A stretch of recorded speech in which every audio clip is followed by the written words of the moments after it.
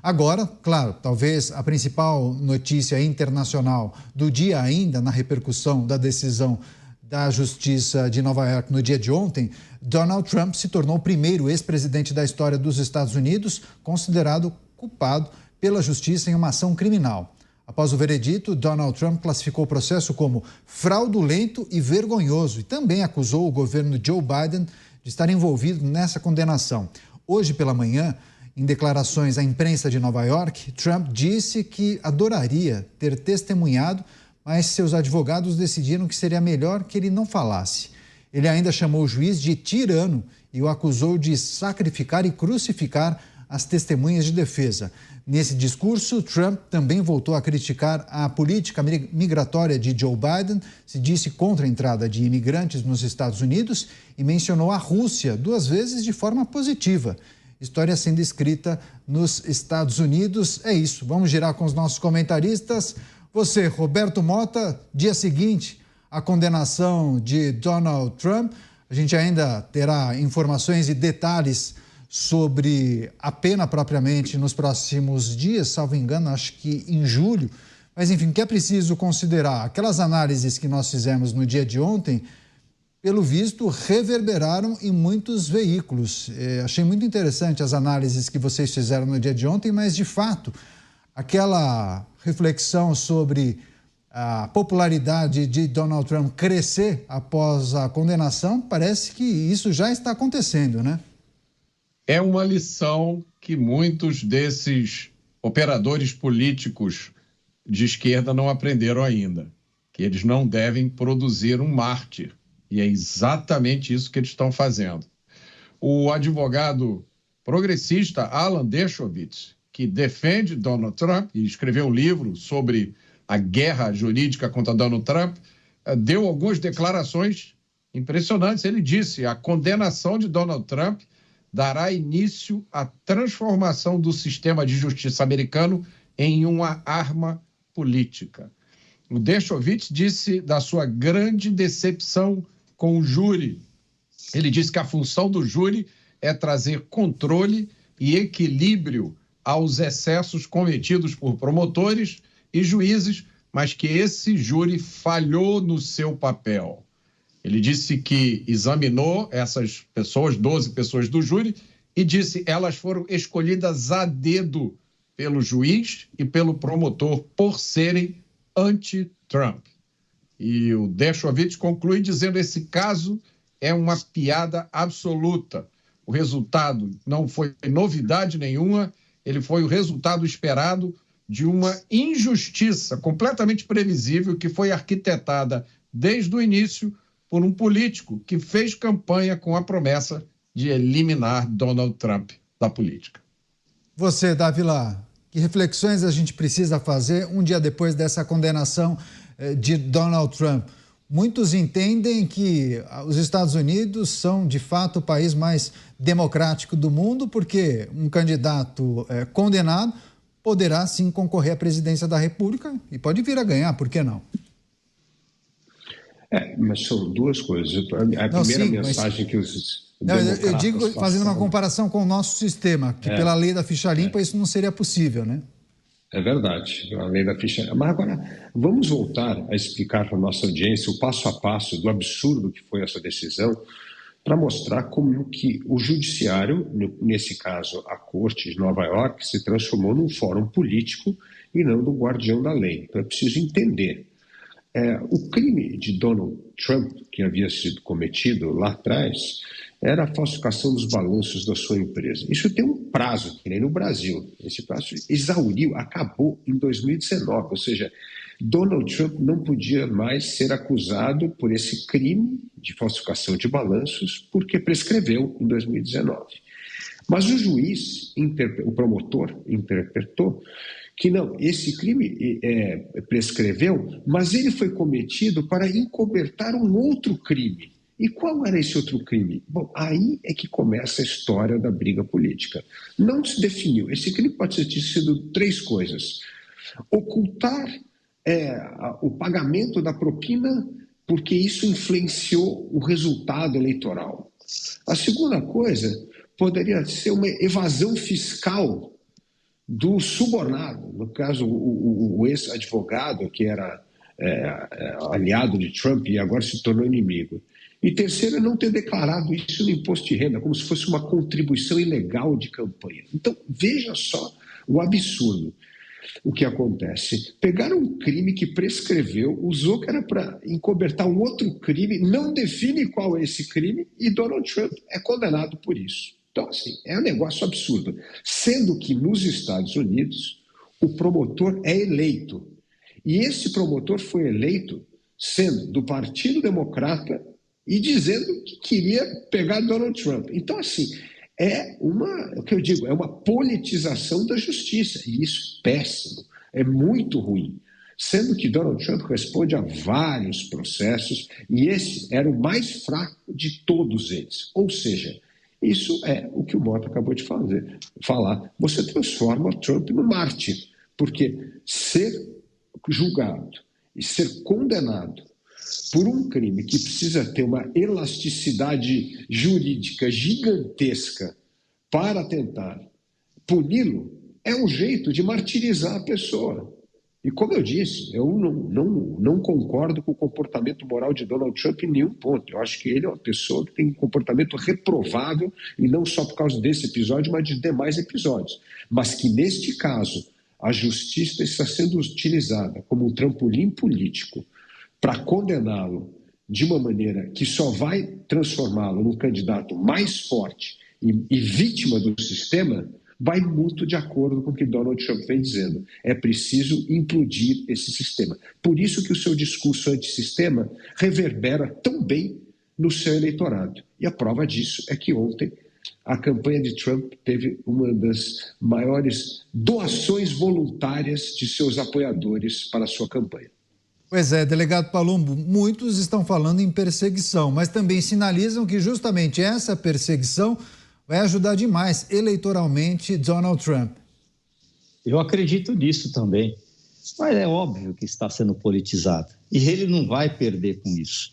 Eu tenho convicção de que ele vai levar essas eleições, sim, porque o povo americano ele vê o Biden como uma pessoa mais frágil, fraca, com erros aí de errar até a escada do avião, e o povo americano gosta de gente forte, não gosta de fracos. A gente tem que lembrar também que nos Estados Unidos, diferente do que acontece aqui no Brasil, aqui não tem lá não tem ficha limpa. Ou seja, ele pode ganhar as eleições mesmo, em última hipótese, se ele estiver dentro da cadeia. Agora, Mota, que leitura a gente precisa fazer dessas declarações de Trump elogiando a Rússia? O Kremlin também se manifestou acerca dessa decisão da justiça norte-americana, essa aproximação de Trump com o Kremlin, que é preciso considerar para a nossa audiência, por favor. Eu não sei dizer por que o Trump achou necessário trazer esse elemento para esse discurso. Isso pode ter sido uma manifestação da grande indignação e da revolta que ele está sentindo agora, e talvez uma tentativa de se contrapor à política do governo de Joe Biden, de enviar uma grande quantidade de ajuda militar para a Ucrânia, né? Numa guerra que muita gente discute o que está por trás. Nunca ficou muito claro como é que permitiram, primeiro, que essa guerra acontecesse e depois quais são os interesses envolvidos nela. Agora, é sempre bom lembrar, né? Joe Biden está atrás de Donald Trump, muito atrás nas pesquisas, em 5 dos 6 estados americanos onde a vitória é obrigatória. Se você quer ser presidente, você tem que ganhar nesses 6 estados. Em 5 deles, Joe Biden está muito atrás. E Joe Biden tem perdido terreno junto com os grupos que o levaram, né, os segmentos dos eleitores que o levaram à vitória em 2020. E principalmente na questão da economia. Os americanos preferem Trump com 46% do que Biden com 32%. O que a gente está vendo aqui, Canhata, é um processo de radicalização da esquerda americana. Isso é muito bem documentado.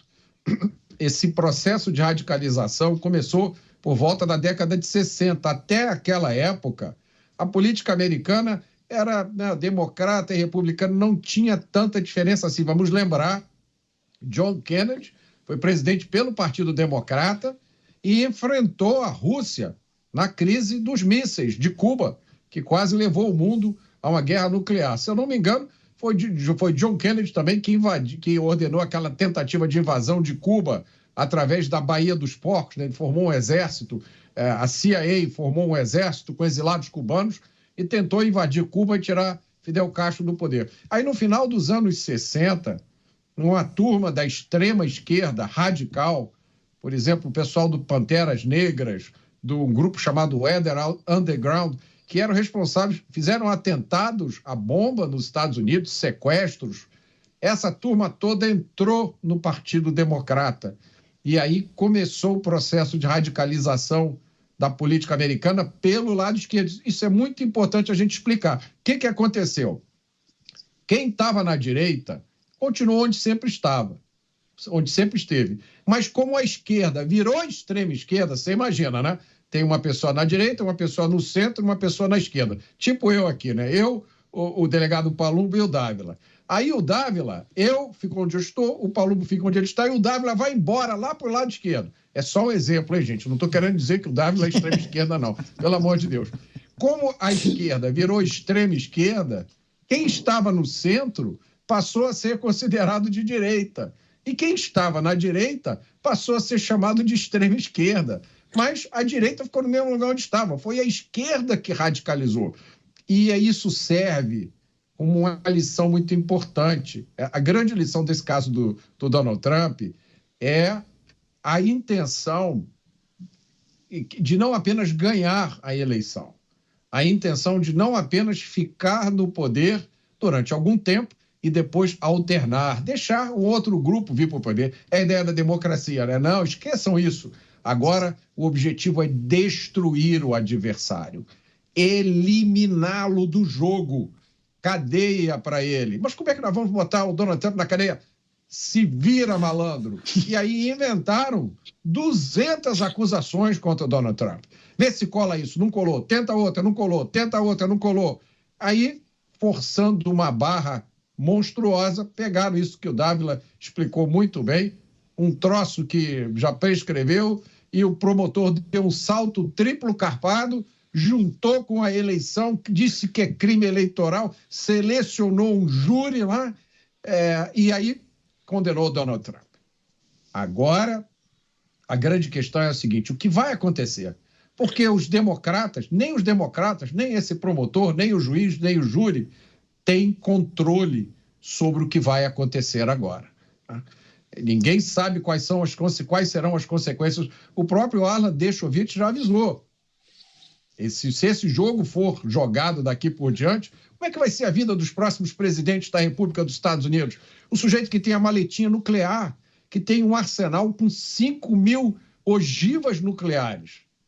É um sujeito que, com apertado um botão, acaba com a vida de todos nós, agora vai ter que ficar preocupado com a possibilidade de ser processado e preso quando deixar o poder. O que nunca aconteceu antes, é bom a gente lembrar. Donald Trump é o primeiro presidente da história dos Estados Unidos processado criminalmente e condenado.